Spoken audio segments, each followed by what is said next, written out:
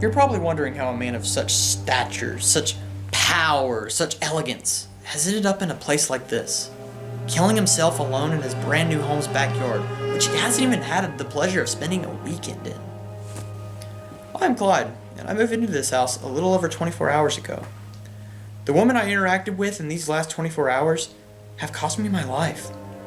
We start off with the new house I bought because I had just received a promotion and a raise. Even though this may seem silly to mention, my realtor did suppose of odd occurrences happening in this household. Must have been why it was so cheap. Although I had just brushed them off as silly little ghost stories, I should have taken more consideration into purchasing a house like this. Finally, the last box. Hey there, big shot. Ah, Jeepers, who are you? Well, who are you? This is my house. Well, before we move on to who's in whose house, I feel like we should get acquainted with each other. I'm Clyde. Nice to meet you. I'm Carrie, but I don't shake hands. Okay. Well, tell me a little about yourself, Carrie. I like reading by myself. I don't like people, and I really don't like visitors either. Okay. All right.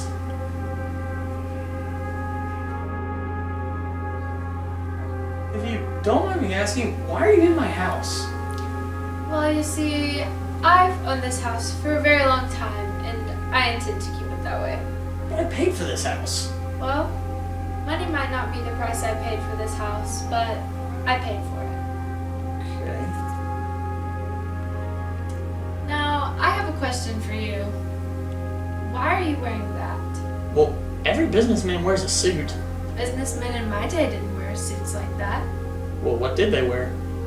Well, it definitely wasn't all the glitz and glamour that you have.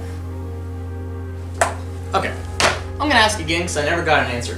Why are you in my house? Why are you in my house? This is my house! I paid for it, I own it, and it's under my name. Why are you here? Isn't it a little obvious someone's been living here? Look around. All my belongings are here. Well, you know what? I'm gonna get everything out of this house tomorrow, including you.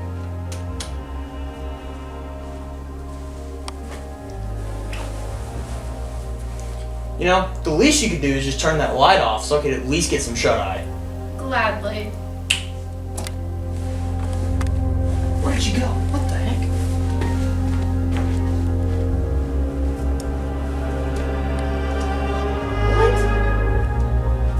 What just happened? I continued wandering around the house until I grew too weary. Her presence had left, and I could feel it.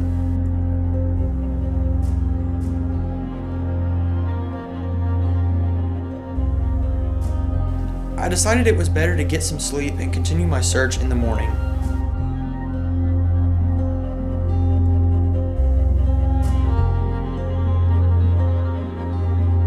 Little did I know, my unwanted roommate, Carrie, had other plans.